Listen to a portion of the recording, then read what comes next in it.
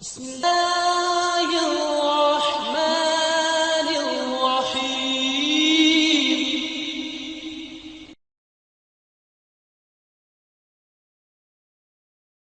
الحمد لله وكفى والسلام على اللهم انفعنا بما علمتنا وعلمنا ما ينفعنا وزدنا علما.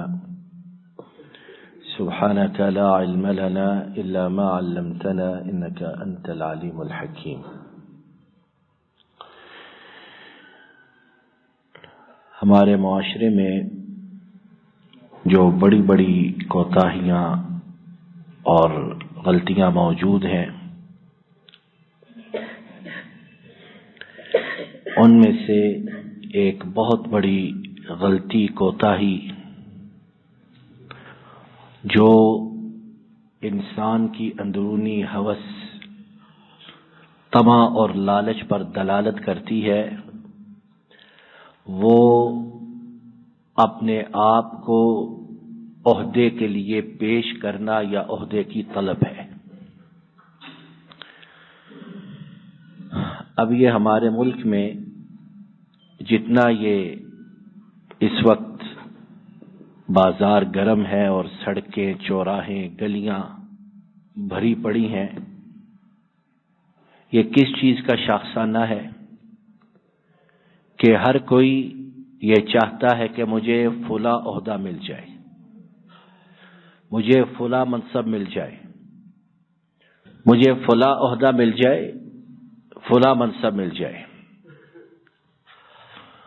اور اہلیت اور صلاحیت کا یہ حال ہے کہ جس منصب پر انگلی رکھ رہے ہیں، جس کے لیے کوشاں ہیں، جس کے لیے لاکھوں کروڑوں لگا رہے ہیں، اس منصب کی ابجد کبھی پتہ نہیں، ابجد ABC الف ب، اس کا بھی پتہ نہیں کہ اس منصب کا تقاضا کیا ہے، اس ذمہ داری کے لوازمات کیا ہیں، اور ہم اس سے کس طرح عہدہ برا ہوں گے۔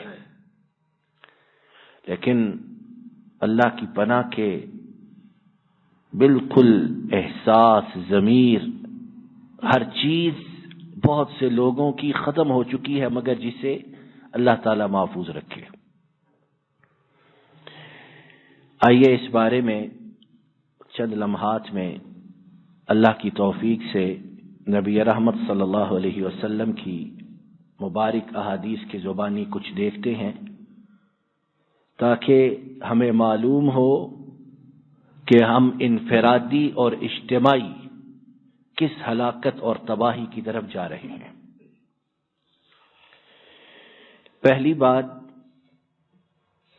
کہ امت میں، قوم میں، ملت میں کچھ افراد قیادت کے لیے ہونے چاہیے، قائد ہوں، سردار ہوں، حاکم ہوں، رئیس ہوں، امیر ہوں، تاکہ ملک و ملت کا نظام چل سکے۔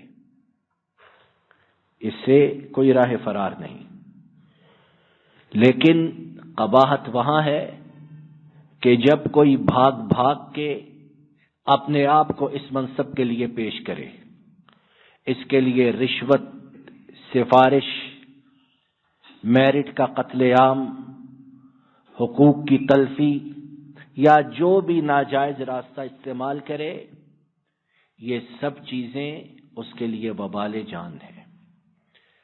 آئیے اس بارے میں نبی رحمت صلی اللہ علیہ وسلم کی ایک حدیث پاک سنتے ہیں، جسے امام بخاری نے حضرت عبد الرحمن ابن سمرہ رضی اللہ تعالی عنہ سے روایت کیا ہے۔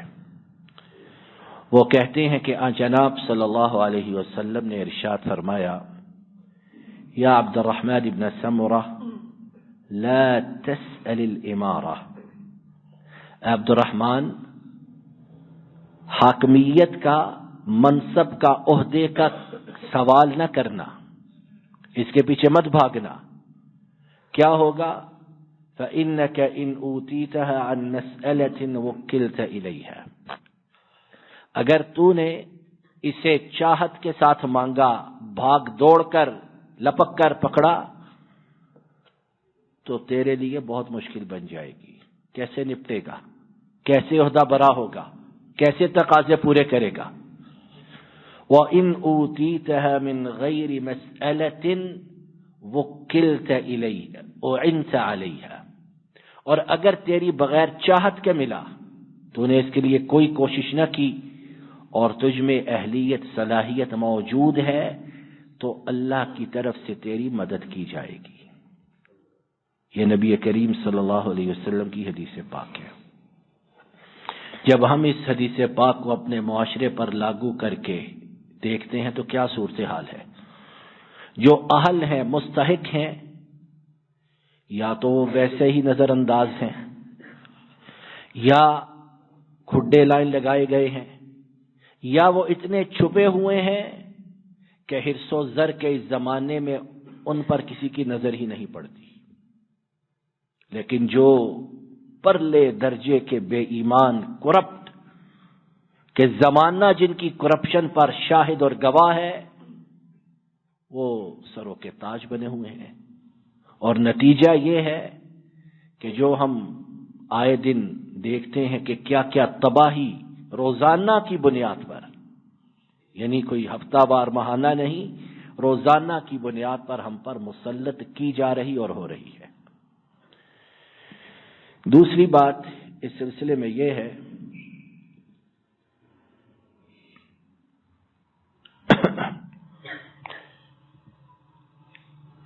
کہ جب عہدہ، قیادت، سیادت اور امارت یہ امت کی ضرورت ہے، تو اب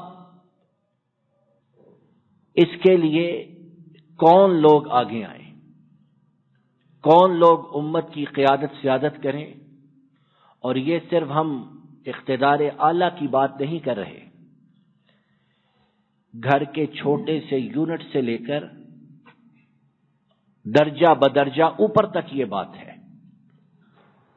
کوئی کسی کارخانے کو چلاتا ہے، کوئی کسی چھوٹی سی فرم کو چلاتا ہے، کوئی کسی چھوٹے سے یونٹ اکائی کو چلاتا ہے، کوئی گھر کو چلاتا ہے، تو یہ بات درجہ بدرجہ اوپر تک ہے۔ قرآن پاک میں سورہ یوسف کے اندر اللہ تعالیٰ نے جب حضرت یوسف علیہ السلام کا قصہ بیان کیا، اور سورہ یوسف وہ اکثر حضرت یوسف کے قصے سے لبریز ہے، اس میں دیکھیے 13واں پارہ آیت نمبر 54، 13واں پارہ آیت نمبر 54، 13ویں پارے کی دوسری آیت کریمہ۔ وقال الملك ائتوني به، جب بادشاہ نے کہا کہ انہیں لے کے آؤ، یعنی کنہیں؟ حضرت یوسف کو لے کر آؤ۔ استخلصه لنفسی، میں انہیں اپنے لیے خاص کر لوں، میرے خاص بندے بن جائیں، یعنی میرے ساتھ جڑ جائیں۔ فلما کلمہ، پس جب انہوں نے، بادشاہ نے ان سے گفتگو کی حضرت یوسف سے، قال انک اليوم لدینا مکین امین، اے یوسف علیہ السلام، آج سے آپ ہمارے ہاں صاحب عزت بھی ہیں اور امانت دار بھی ہیں، یعنی زمین پر آپ کے پاؤں مضبوط بھی ہیں، جڑ پختہ ہے اور امانت دار بھی ہیں۔ اب آگے حضرت یوسف نے کیا جواب دیا؟ یہ ہماری گفتگو کا دوسرا نقطہ کہ قیادت سیادت کیا ہے اور کس کے لیے یہ خاص ہے۔ قال جعلنی علی خزائن الارض، حضرت یوسف نے کہا کہ آپ مجھے زمین کے خزانوں کا متولی، محافظ بنا دیجئے، وزیر خزانہ کہتے ہیں، وہ بنا دیجئے۔ انی حفیظ علیم، میں بہت زیادہ حفاظت کرنے والا اور بہت زیادہ جاننے والا ہوں۔ دوسری بات، دوسرا نقطہ اس آیت کریمہ، ان آیات کریمہ کی روشنی میں، کہ اگر کوئی کچھ شرائط کے پس منظر میں اپنے آپ کو قیادت سیادت کے لیے پیش کرے تو پھر شریعت کی نظر میں کوئی مضائقہ اور حرج نہیں ہے۔ کیا شرائط ہے؟ بہت سی شرائط علماء نے بیان کی ہیں، لیکن دو تین ہم اختصار سے سنتے ہیں۔ پہلی شرط یہ کہ جس منصب کے لیے کوئی اپنے آپ کو پیش کر رہا ہے اس کی نگاہ میں اپنے سے زیادہ اس منصب کا بظاہر کوئی اہل اور صلاحیت رکھنے والا نہ ہو۔ یہ ساری بات ظاہری ہے، اب اندر کا علم تو اللہ تعالیٰ جانتے ہیں۔ اس کی اپنی نظر میں اپنے سے زیادہ کوئی اس منصب کا حقیقی معنوں میں اہل نہ ہو۔ دوسری چیز، جو اپنے آپ کو منصب قیادت کے لیے پیش کر رہا ہے اس کا کوئی ذاتی مفاد مصلحت نہ ہو، کوئی ذاتی مفاد مصلحت نہ ہو۔ تیسرا یہ کہ جس منصب کے لیے وہ اپنے آپ کو پیش کر رہا ہے اس منصب کو بری طرح لوگوں کے سامنے ملک و ملت کو نقصان پہنچاتے ہوئے پامال کیا جا رہا ہو۔ اب حضرت یوسف علیہ السلام نے اپنے آپ کو بطور وزیر خزانہ پیش کیا تو معلوم اس طرح دکھتا ہے کہ ان سے پہلے اس منصب پر جو تھا اور خزانے کا جو حال تھا وہ بہت خستہ اور ناگفتہ بے تھا، تو انہوں نے اس منصب کو اس لیے پسند کی، اپنے آپ کو پیش کیا کہ کیا صورتحال ہے خزانے کی، تو میں اللہ کے فضل و کرم سے اسے سنبھال سکتا ہوں۔ چوتھی بات اس بارے میں یہ ہے کہ عام لوگوں کی نگاہ میں جو بندہ منصب اور قیادت کے لیے اپنے آپ کو پیش کرے لوگوں کی نگاہوں میں شک و شبے سے، تہمت سے، الزام سے بالا تر ہو۔ یہ چار بنیادی شرطیں، اس کے علاوہ اور بھی ہیں۔ اب یہ چاروں ہم اگر دیکھیں، پرکھیں، تولیں اور اپنے گرد و پیش نگاہ ڈالیں تو یہ چاروں شرطیں ہی پائمال ہوتی ہیں۔ اہلیت بھی نہیں، صلاحیت بھی نہیں، لوگوں کے نزدیک اتنے شکوک و شبہات ہیں ان کے متعلق کہ اللہ ہی جانے کیا اندر کی کہانی ہے۔ تو قرآن و سنت کی روشنی میں جو قیادت و سیادت کے لیے آگے آئے اس میں یہ شروط موجود ہوں، لیکن ہمارے معاشرے میں ان کا وجود کدھر ہے۔ تیسری بات، تیسرا نقطہ جو ہماری اس گفتگو کے متعلق ہے وہ یہ ہے کہ نبی رحمت صلی اللہ علیہ وسلم نے منصب کے چاہنے والوں اور منصب کے پیچھے دوڑنے والوں کے متعلق ایک خبر دی ہے، اور اگر کسی کے دل میں ایمان تو بہت بلند و بالا چیز ہے، انسانیت کی رونق موجود ہے تو وہ اس سے اپنے آپ کو ہمیشہ بچا کر رکھنے کی کوشش کرے۔ صحیح بخاری کے اندر نبی رحمت صلی اللہ علیہ وسلم نے ارشاد فرمایا، امام بخاری نے اسے روایت کیا، انکم ستحرصون علی الامارہ، ایک وقت ایسا آئے گا کہ تم لوگ امارت، قیادت، سیادت کے لیے اپنے دل میں خواہش رکھو گے، اور جب خواہش ہوگی تو پھر کوشش بھی کرو گے۔ وَسَتَكُونُ نَدَامَةً يَوْمَ الْقِيَامَةِ، کیا خبر ہے ایسے لوگوں کے متعلق کہ یہ لوگ جان لیں کہ یہ عہدے کا طلب کرنا، منصب کے پیچھے بھاگنا قیامت کے دن باعث ندامت اور شرمندگی ہوگا۔ بندہ اپنے چھوٹے سے گھر 5، 6، 8، 10، 15 افراد کا بوجھ ٹھیک طریقے سے نہیں اٹھا سکتا، ذمہ داریاں پوری نہیں کر سکتا، تو پوری قوم کا بوجھ، لاکھوں کروڑوں انسانوں کا بوجھ وہ کیوں کر اٹھا سکتا ہے؟ اسی لیے جب ہم اپنے اسلاف کو دیکھتے ہیں، حضرت صدیق اکبر رضی اللہ تعالی عنہ سے لے کر دوسرے خلفاء، ائمہ، تابعین، محدثین، تو وہ عہدوں سے، مناصب سے اس قدر بھاگتے کہ حیرت ہوتی کہ کس طرح اللہ تعالیٰ نے ان کے دلوں کو طمع اور لالچ سے دور کر رکھا ہے۔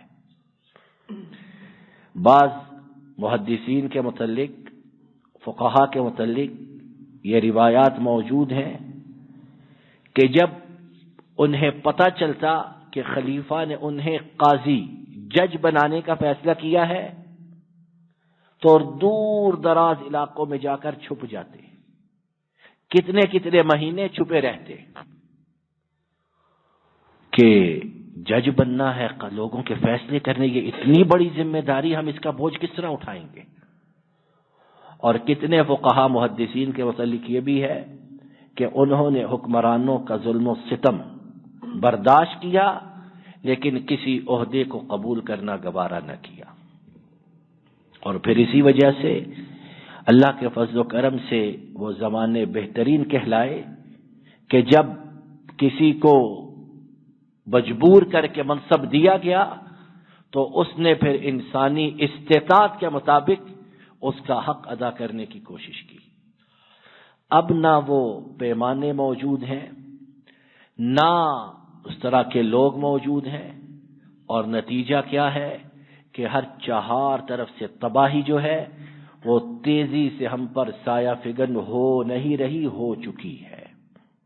اور اب بھی لوگ اسی دوڑ میں، اور عجب کہ بڑے بڑے پڑھے لکھے، بڑے بڑے دانشور، انٹلیکچوئل، وہ بھی اس کھیل میں اسی طرح بے وقوف ہیں جس طرح کے ان پڑھ اور اجڑ لوگ ہیں۔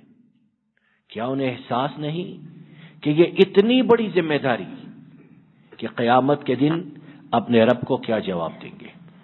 ہاں، جس پر پھر بھی ذمہ داری پڑے، جسے دی جائے، وہ پھر اس کا حق اس طرح ادا کرے جس طرح کہ عمر فاروق رضی اللہ تعالی عنہ ادا کیا کرتے تھے کہ بیت المال کا ایک اونٹ گم ہو گیا، ایک اونٹ،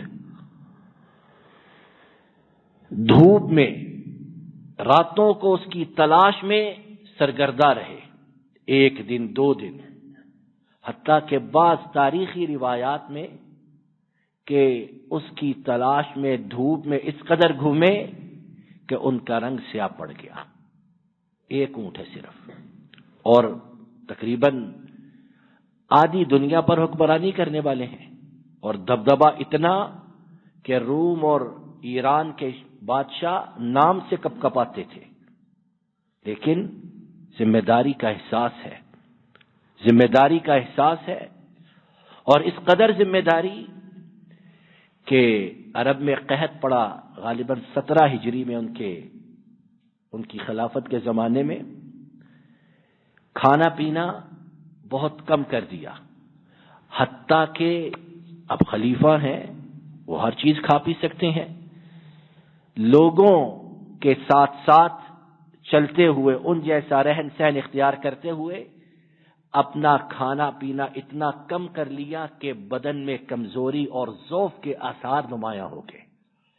کہا گیا کہ آپ خلیفہ ہیں، حاکم ہیں، آپ کو ضرورت ہے کہ توانا رہیے، مضبوط رہیے۔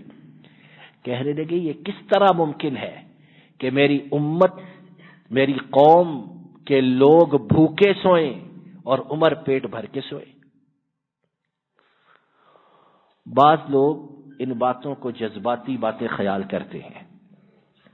ممکن ہے، اور ہم نہیں کہتے، ممکن ہے کہ تاریخی روایات میں کہیں تھوڑا بہت مبالغہ بھی موجود ہو، لیکن ان کا مبارک دور، حضرت عمر کا 10 سال اور کچھ مہینے دور جاری و ساری رہا، وہ جس سطوت، شان، شوکت اور قوت کے ساتھ گزرا، اس کو دیکھتے ہوئے یہ بات کچھ بعید نہیں کہ حضرت عمر ان مقامات سے کہیں زیادہ بلند اور عرفہ تھے جو ہمارے وہم و گمان میں ہیں۔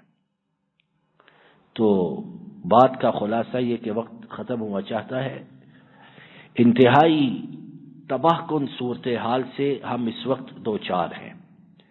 عہدوں کی بندر بانٹ، مناصب کے پیچھے بھاگنا اور نااہل نالائق لوگوں کا اس کے لیے کوشش کرنا، یہ بات ملک و ملت کی تباہی پر مہر تصدیق ثبت کرتی ہے. اللہ تعالی ہم گناہ گاروں کو اس سے بچا کر رکھے اور ہمارے حکمران، ہمارے بڑے، ہماری قیادت کرنے والے وہ لوگ بنے جن کے دل میں خالق مالک کا خوف بھی ہو، اس سے ڈرنے والے بھی ہوں، قیامت کے دن حساب دینے کی فکر بھی ہو، اور اس منصب کے اہل اور اس کے حقدار بھی ہوں. جب اس طرح کے لوگ مناصب پر آئیں گے تو پھر اللہ کے فضل و کرم سے ملک و قوم کی کشتی جو ہے وہ بھنور سے نکل کے ساحل مراد تک پہنچے گی.